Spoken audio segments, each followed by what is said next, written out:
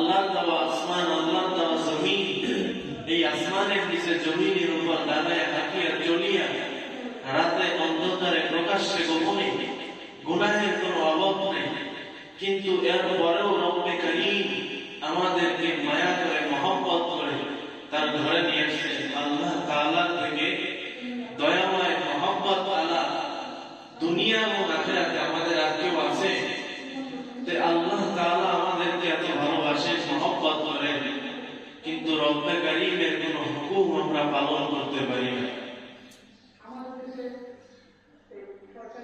আল্লাহ তাআলা আমাদের সকলকে আল্লাহ পাকের যে হুকুম আদেশ আছে কোরআনের মধ্যে এবং আল্লাহর নবী যে পয়গম নিয়ে আসছেন সকলের প্রতি আমাদের যেন সঠিকভাবে আল্লাহ তাআলা আমল করার তৌফিক দান করেন। সকলে বলে আমিন। নবুয়তের 13তম বর্ষে 70 জন পুরুষ এবং 2 জন মহিলা বায়াত গ্রহণ করেন রাসূল করিম সাল্লাল্লাহু আলাইহি ওয়াসাল্লামের হাতে। এই বায়াতকে বায়াতে আকাবা বলা হয়। আল্লাহর নবী যখন এই 72 জন নারী এবং পুরুষদেরকে বায়াত করেছিলেন, ওই বায়াত অংশগ্রহণকালে তার মধ্য থেকে একজন সাহাবী হযরত আব্দুল্লাহ ইবনে রাওহা রাদিয়াল্লাহু তাআলা প্রশ্ন করলেন, আল্লাহ রাসূলকে বললেন এই বায়াত গ্রহণকালে, ও আল্লাহ রাসূল আপনার হাতে আমরা বায়াত হয়েছি, তো আপনার সম্পর্কে এবং আল্লাহ তাআলার সম্পর্কে যদি কোন শর্ত থাকিয়া থাকে তাহলে এই শর্তগুলি আমাদেরকে পরিষ্কারভাবে জানায় দেন। আল্লাহ রাসূল হযরত মুহাম্মদ সাল্লাল্লাহু আলাইহি ওয়াসাল্লাম এই সকল সাহাবীদেরকে এবং মহিলাদেরকে একত্রিত করে রাসূল করিম সাল্লাল্লাহু আলাইহি ওয়াসাল্লাম ওই সাহাবী যে প্রশ্ন করেছিলেন আপনার সম্পর্কে এবং আপনার আমাদের রব আল্লাহ তাআলার সম্পর্কে যদি কোনো শর্ত থেকে থাকে আমাদেরকে বলে দিন, আমরা তা পরিপূর্ণভাবে আদায় করে নিব, মেনে নিব। তখন আল্লাহর রাসূল সকলের সামনে ওই সাহাবীর কথা জবাব দিতে লাগলেন যে সাহাবায়ে কেরাম শুনো, আল্লাহ তাআলার সম্পর্কে শর্ত হলো একটাই যে তোমরা আল্লাহ তাআলার ইবাদত করো, আল্লাহ তাআলার বন্দেগী করো, দুনিয়ার আর কারো ইবাদত করিও না, কোন মূর্তি পূজার ভিতরে যেও না, কোন মাজারে গিয়ে সিজদা দিও না, কোন জায়গায় অনর্থক কোন জায়গায় যেও না। তোমরা একমাত্র যে আল্লাহ তাআলা তোমাদেরকে সৃষ্টি করেছেন, সৃষ্টির শ্রেষ্ঠ জাতি বানিয়েছে, এই আল্লাহ তাআলার ইবাদত করো, আল্লাহ তাআলাকে মানিয়ে চলো। তোমাদের আল্লাহ তাআলার পক্ষে এই একটা শর্ত হলো আল্লাহ তাআলা দিয়েছেন। আর আমার ব্যাপারে শর্ত হলো, ওই সাহাবীদেরকে বলতেছেন যে আমার ব্যাপারে শর্ত হলো যে তোমরা আমার হিফাজত করো, তোমরা আমার হিফাজত করো, অর্থাৎ আল্লাহ তাআলা আল্লাহর নবীকে যেই কালেমার দাওয়াত দিয়ে কাজ দিয়েছিলেন এই কালেমাকে তোমরা হিফাজত করো। আমি নবী চলিয়া যাওয়ার সময় যে কোরআন সুন্নাহ রাখিয়ে গেলাম এর প্রতি তোমরা অটল থাকো। আল্লাহ রাসূল এই 2টা শর্ত সম্পর্কে ওই সকল সাহাবায়ে কেরামদেরকে দিয়ে গেলেন। এর মানে কি এটা যে এই শর্ত 2টা সাহাবায়ে কেরামদেরকে দিয়েছে শুধু তারাই পালন করবে, আমরা শুধু আরামে খাওয়া দাওয়া করবো, এর মানে কি এটা? বরং না, ওই সাহাবায়ে কেরামদেরকে জানাই দিয়ে বলেছেন রাসূল যে তোমরা তাবেঈনদেরকে জানাও, এর পরবর্তীতে যত উম্মতের আসবে সবার মধ্যে এই জ্ঞানটা ছড়ায় দাও, আল্লাহ রাসূলের এই শর্তগুলি, এই বাণীগুলি তোমরা পৌঁছায় দাও। তো ওখান থেকে তাবেঈনরা, তার থেকে তাবেঈনরা এ পর্যন্ত হযরত উলামায়ে কেরামগণ, এখন এটা আমাদের পর এর সম্পূর্ণ দায়িত্ব ভার আমাদের পর পৌঁছে গিয়েছে। এখন এই কালেমার দাওয়াতের কাজ শুধু বান্দা তোমার আমার পর, এটার কাজ শুধু আমরা করব। একটু তাকায় দেখেন এই কালেমার দাওয়াতের জন্য আল্লাহর রাসূলের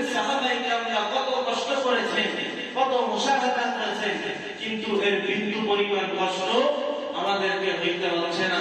ওই সাহাবায়ে কেরাম এই কালেমার দাওয়াতের জন্য রাতের বেলা ঠিকমতো ঘুমাইতে পারে নাই। ঘুমানোর সময় একদম সাহাবায়ে কেরামরা রাতের আধার পর্যন্ত পাহারাদারি করার জন্য তাদেরকে নিয়োজিত করা হয়েছিল এবং আরেকদল সাহাবা মধ্যরাত থেকে শেষ পর্যন্ত এভাবে কষ্টের পরে কালেমার দাওয়াত ইমানি কাজের দাওয়াতটা বন্ধ করে নাই সাহাবায়ে কেরামরা। তো আমাদের এই জামানায় এমন কোনো কষ্ট নাই, এই জামানায় কোনো বেঈমানও নাই, কোনো বাদশাও নাই, কোনো মানুষ এমন নাই যে আমাদের এই কালেমার দাওয়াত বন্ধ করতে তরবারির তলে করতে হবে, আছে এমন নাই। আমাদেরকে তো আর ঘরের মধ্যে পাহারা দিতে হচ্ছে না, আমাদেরকে তো এমন ভাবে মরুভূমির মধ্যে তাওটারে আগুন জ্বালায়া কষ্ট করে আর কালেমার দাওয়াত দিতে হচ্ছে না। আমরা ঠিক মতো তিন বেলা খাওয়া দাওয়া করিয়া আরামের সাথে রাসূলের এই দাওয়াতের কাজ করতে পারতেছি। তো আল্লাহর রাসূলের সাহাবায়ে কেরামরা এত কষ্ট করেছেন, মুশাহাদা করেছেন একমাত্র এই ঈমানি দায়িত্বটাকে টিকাইয়া রাখার জন্য। আর এই ঈমানি দায়িত্ব করতে করতে আজ আমাদের পর্যন্ত পৌঁছে আসছে। তো আল্লাহর নবী এই শর্ত দুইটা যখন সাহাবায়ে কেরামদের মধ্যে ঘোষণা করে দিলেন, তখন ওই সাহাবারা বললেন, রাসূল আমরা যদি দুইটা কাজ করি, এই দুইটা কাজ করতে আমরা রাজি আছি, আমরা এরপর রহিত থাকবো। এত সুন্দর দুইটা কাজ, এর থেকে ভালো কাজ হতে পারে না। তো আল্লাহ রাসূলকে বললেন, আমরা যদি দুইটা কাজ করি তাহলে এর বিনিময়ে আমাদেরকে কি দেওয়া হবে? এর বিনিময়ে আমরা কি পাবো? আল্লাহর রাসূলকে সাহাবায়ে কেরামরা বলতেছে, আল্লাহর রাসূল আমরা যদি এই কাজ দুইটা করি তাহলে আমাদেরকে বিনিময়ে কি দেওয়া হবে? তখন আল্লাহ তাআলা কালামুল্লাহ শরীফের মধ্যে ইরশাদ করে বলেন, ইন্নাল্লাহা আশতারা মিনাল মুমিনিনা আনফুসাহুম ওয়া আমওয়ালাহুম বিআন্না লাহুমুল জান্নাহ।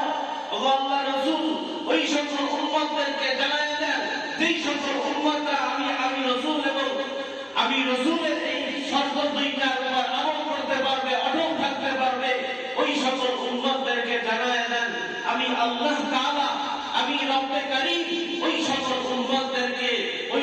উম্মতদেরকে যেমন জান এবং মাল তাদের ছিল, আমি আল্লাহ তাআলা ওই উম্মতদেরকে, ওই বান্দাদের জান মাল পুরি ক্রয় করে নিলাম এবং বিনিময়ে আমি আল্লাহ তাআলা তাদেরকে জান্নাত দিয়ে দেব কাল কিয়ামতের ময়দানে। চিল্লায়ে বলেন সুবহানাল্লাহ। আল্লাহ তাআলা এই ঘোষণা রাসূলকে বলেছেন, উম্মতের মধ্যে ছড়ায় দেন, যদি এই দুইটি কথার উপর আমল করতে পারে, যদি কোনো উম্মত, যদি কোনো বান্দা আমল করিয়া চলতে পারে, তাহলে আমি আল্লাহ তাআলা আমি তার বান্দার জান-মাল ক্রয় করে দিলাম এবং বিনিময়ে জান্নাত দিয়ে দিলাম।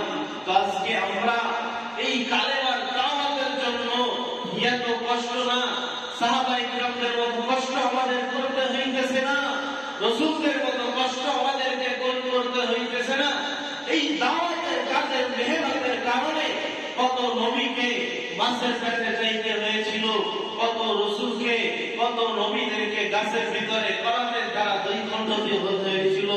আমাদের নবী মুহাম্মদ সাল্লাল্লাহু আলাইহি ওয়াসাল্লাম একমাত্র এই দাওয়াতের মেহনতের কাজ টিকায় রাখার জন্য এত কষ্ট করেছেন, পাথরের আঘাত পেয়েছিলেন।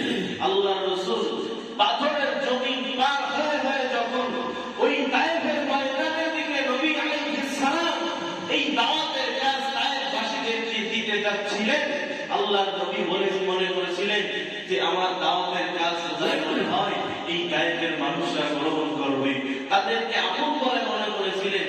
কিন্তু না, আল্লাহর রাসূল যখন এই দাওয়াতের কাজ তায়েফে দিতে গেলেন, ওই তায়েফের বড় বড় মানুষরা বলল, হে মুহাম্মদ তুমি কি দাওয়াত নিয়ে আসছো? বলে, আল্লাহ তাআলা তোমাদেরকে বানাইছে, তোমাদেরকে দুনিয়াতে পাঠাইছে, ওই আল্লাহ তাআলার কালেমার দাওয়াত নিয়ে আসছি। ওই এক আল্লাহর গোলামি করো, কোন মূর্তি পূজা করিও না, কোন ব্যক্তির পূজা করিও না, ওই এক আল্লাহর গোলামি করো। ওই যে আল্লাহ তোমাকে বানাইছে, জমিনে পাঠাইছে, ওই আল্লাহ তাআলার কালেমার দাওয়াত তোমাদেরকে পৌঁছে দিতে আসছি। তখন এই তায়েফের বাসীগুলি বড় বড় মানুষ যারা নেতাকর্মী ছিল, এরা কি করলো? তাদের বাচ্চাদেরকে দিয়া মুহাম্মদকে পাগল করিয়া সম্বোধন করলো এবং তার পিছনে বাচ্চাদেরকে লাগায় দিল, যাও তোমরা মুহাম্মদকে পাথর মারো। আল্লাহর নবী এই দাওয়াত দেওয়ার কারণে ওই বেঈমান ওই মুশরিকের বাচ্চারা আল্লাহর রাসূলের গায়ে পাথর মেরেছে। এমন এমন পাথর মারছে যেই পাথরটা শরীরে রাসূল কারীম সাল্লাল্লাহু আলাইহি ওয়াসাল্লামের জামার ভিতর থেকে ছিদ্র হয়ে ঢুকে আল্লাহর রাসূলের শরীরের মধ্যে প্রবেশ করছে। মারার সাথে সাথে রাসূলের শরীর থেকে রক্ত বেয়ে বেয়ে পা মোবারক জুতা মোবারকটা পর্যন্ত রক্তের কারণে আটকায় গিয়েছে। আল্লাহর নবী এত কষ্ট করেছে, কিন্তু আমাদের কোনো কষ্ট করতে হইতেছে না। এই দাওয়াতের জন্য আমাদের কোনো কষ্ট করতে হইতেছে, বরং আমরা যদি কোনো মহল্লায় মসজিদে এই তাবলীগের জামাত ইমানি দাওয়াত দেওয়া যায় নাকি, তাহলে বরং ওই এলাকা থেকে আমাদেরকে আরো মেহমানদারি করানো হয়, তাই না? আমাদেরকে আরো সুন্দরভাবে আপ্যায়ন করানো হয়। আমাদের একটা তরতিব থাকে, এমন সময় এমন দাওয়াতে যাব, এমন সময় মানুষদেরকে দাওয়াত দেওয়া হবে, এটা আমাদের একটা ভাগ থাকে, বরং আরামের সাথে আমরা থাকতে পারি। আমাদের নিরাপত্তার জন্য কোনো দাওয়াতের প্রয়োজন হয় না, কোনো পাহারাদারের প্রয়োজন হয় না। কিন্তু সাহাবায়ে কিরামদের জিন্দেগিতে তাকায় দেখেন কত কষ্ট তারা করেছে। তো আল্লাহর রাসূলের এই সাহাবায়ে কিরামের মধ্য থেকে একজন সাহাবী যখন এই দ্বীনের দাওয়াত নিয়ে রোম সম্রাটের দিকে যাইতেছিল, হযরত ও খলিফাতুল মুসলিমিন ওমর রাদিয়াল্লাহু তাআলা আনহু হযরত আব্দুল্লাহ ইবনে হুযাইফা রাদিয়াল্লাহু তাআলা আনহু রোম সম্রাটের দিকে একটা কাফেলা নিয়ে যাইতেছিলেন। তখন ওই রোম সম্রাট হযরত আব্দুল্লাহ ইবনে হুযাইফা রাদিয়াল্লাহু তাআলা আনহু এবং এই কাফেলার কয়েকজন সাহাবীদেরকে বন্দী করে ফেললেন। এই সাহাবীদের কয়েকজনকে বন্দী করে ফেলে এই রোম সম্রাট হযরত আব্দুল্লাহ ইবনে হুযাইফাকে বলতেছেন, এই আব্দুল্লাহ ইবনে হুযাইফা, তোমাদেরকে আমরা বন্দী করেছি, তোমরা এখন আমাদের কাছে বন্দী হয়ে আছো, তো তোমাদেরকে আমি মুক্তি করে দিতে পারি, একটা শর্ত যদি মানতে পারো। তখন আব্দুল্লাহ ইবনে হুযাইফা বললেন, রোম সম্রাট কি শর্ত? আপনার শর্ত বলে দেন। তখন রোম সম্রাট বলতেছে, তুমি যদি আমাদের এই খ্রিস্টান ধর্ম গ্রহণ করো, আমাদের এই খ্রিস্টান ধর্ম যদি গ্রহণ করতে পারো, তাহলে আমি রোম সম্রাট বলতেছি আমার যে রাজত্ব আছে, রাজত্ব অর্ধেক তোমাকে নিয়ে দেওয়া হবে, এবং আমার ঘরের মধ্যে যে আমার সুন্দরী রাজকন্যাটা আছে, মেয়েটা আছে, তার সাথে তোমার বিবাহ হয়ে যাবে। একজন সাহাবা, তার অন্তরের মধ্যে কতই ঈমান, আর এমন পরীক্ষা যদি বর্তমান জামানায় আমাদের মুসলমানদের উপর আসতো, তাহলে আমার মনে হয় যে এই জামানার মুসলমানরা এই ঈমানের কাছে দুর্বল হয়ে পড়তো, কারণ তার ঈমান টিকতো না। কারণ আমরা হলাম ক্ষমতার পাগল, আমরা হলাম ক্ষমতার চেয়ারের পাগল, আমাদের ভিতরে হলো লোভ বেশি। কিন্তু সাহাবায়ে কিরামদের ভিতরে একটাই লোভ ছিল, একমাত্র আল্লাহ তাআলার কাসবা শরীরের মধ্যে পয়দা করা, এটাই তাদের মধ্যে, এই লোকটাই সবসময় দূর করতো। কারণ আল্লাহর রাসূল সবসময় সর্বদা এই ঈমানি সম্পর্কে সাহাবায়ে কিরামদেরকে কঠোর বয়ান দিতেন। এজন্য এই ঘোষণা যখন রোম সম্রাট দিলেন, এই ঘোষণা রোম সম্রাট দেওয়ার পর আব্দুল্লাহ ইবনে হুযাইফা পরিষ্কার ভাষায় বলে দিলেন, এই রোম সম্রাট, ভালো করে মনে রাখো, আমি হলাম মুহাম্মদের সৈনিক, আমি হলাম কালিমা লা ইলাহা ইল্লাল্লাহ, লা ইলাহা ইল্লাল্লাহ। এই কালিমা আমার শরীরের মধ্যে সেবন করা হয়েছে, মুহাম্মদ সাল্লাল্লাহু আলাইহি ওয়াসাল্লাম এই কালিমা আমার শরীরের মধ্যে সেবন করে দিয়েছে। হে বাচ্চা, তুমি ভালো করে মনে রাখো, আমি আব্দুল্লাহ ইবনে হুযাইফা পরিষ্কার ভাষায় বলে দিলাম, তুমি শুধু তোমার রোম সম্রাটের এই বাচ্চার রাজত্বের অর্ধেক কেন, পুরো দুনিয়ার জগৎটা যদি আমার নামে লিখে দেওয়া হয়, এবং এদেশের সর্বস্তরের সুন্দরী নারীও যদি আমার সঙ্গী বানায় দেওয়া হয়, তাহলে আমি মুহাম্মাদের এই ধর্ম ত্যাগ করতে পারবো না। এটা হলো সাহাবায়ে কিরামদের ঈমান, জজবা।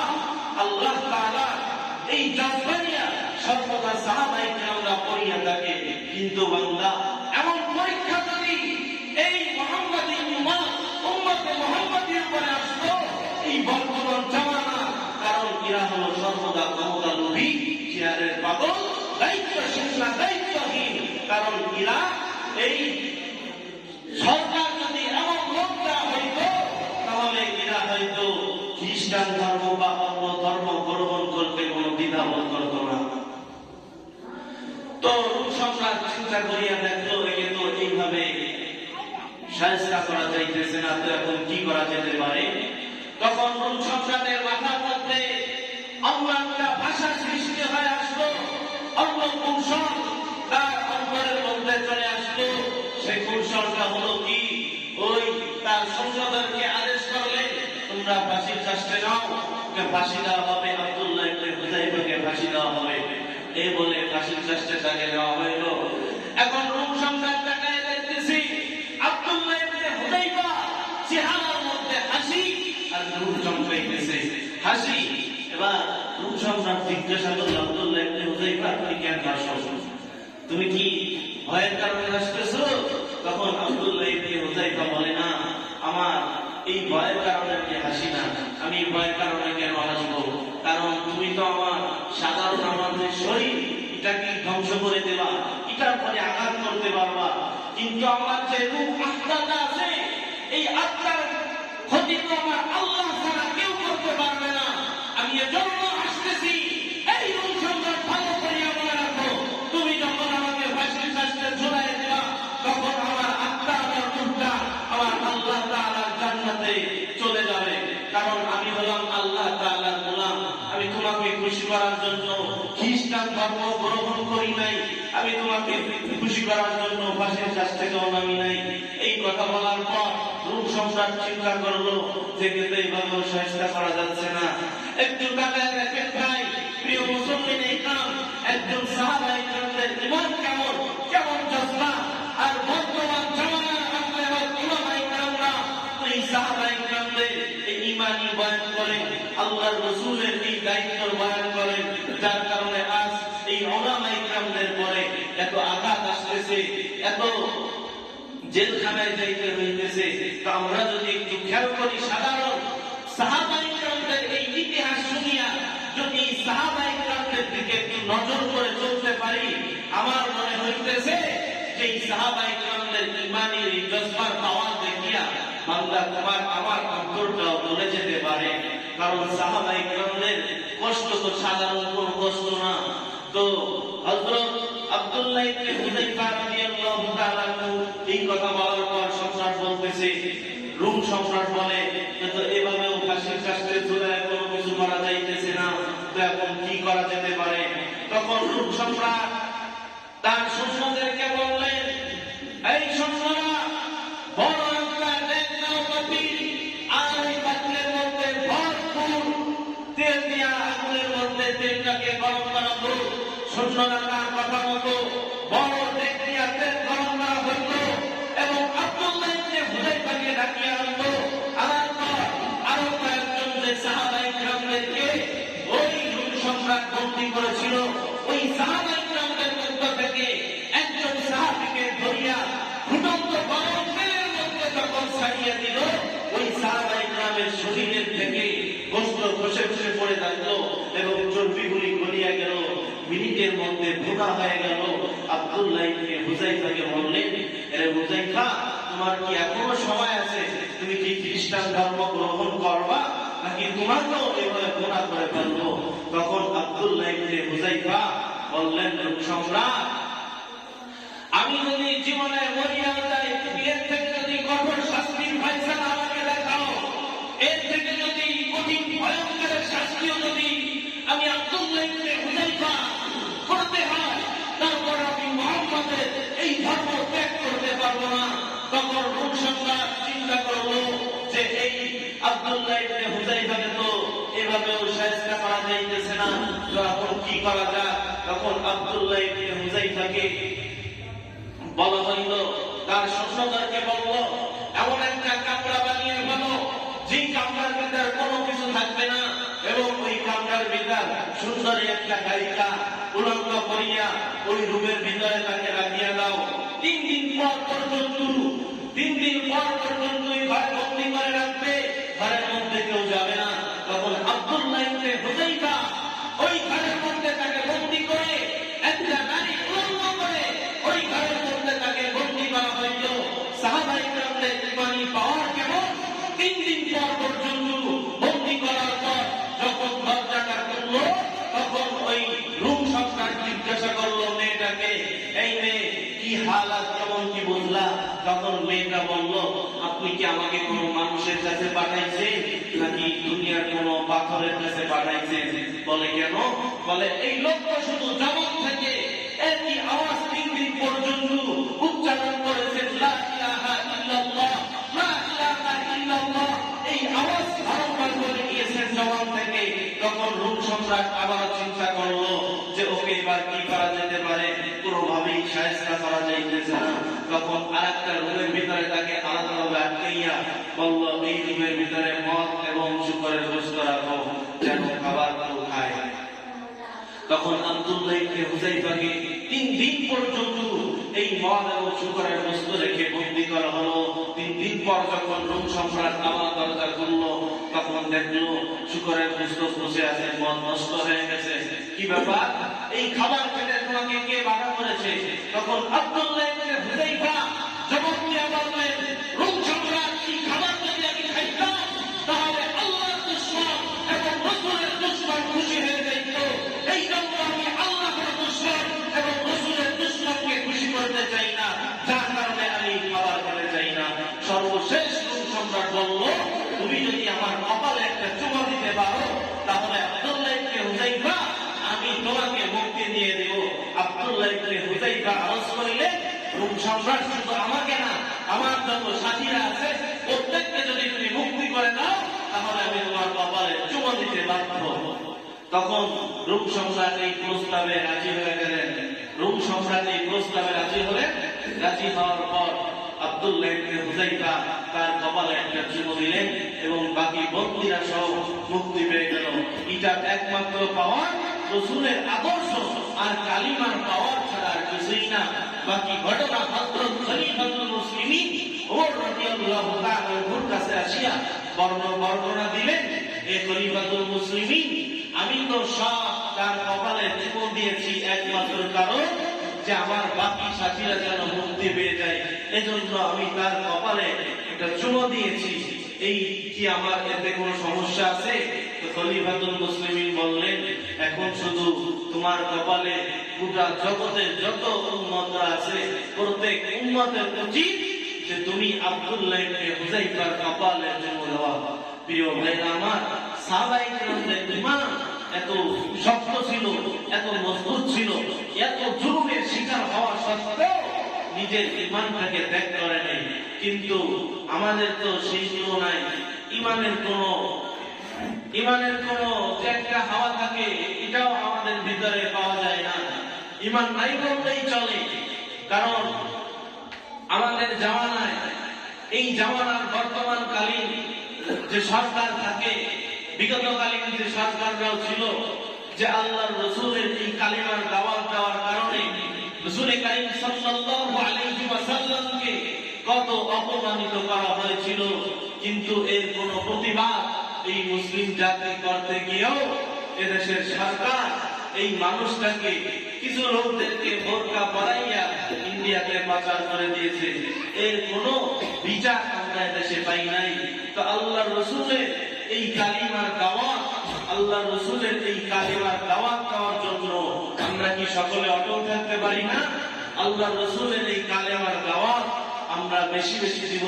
কারণ এই জামানায় আমাদের ঈমান নিয়ে খুব টানাটানি লেগে গেছে। কারণ আমাদের ঈমান অনেক হালকা।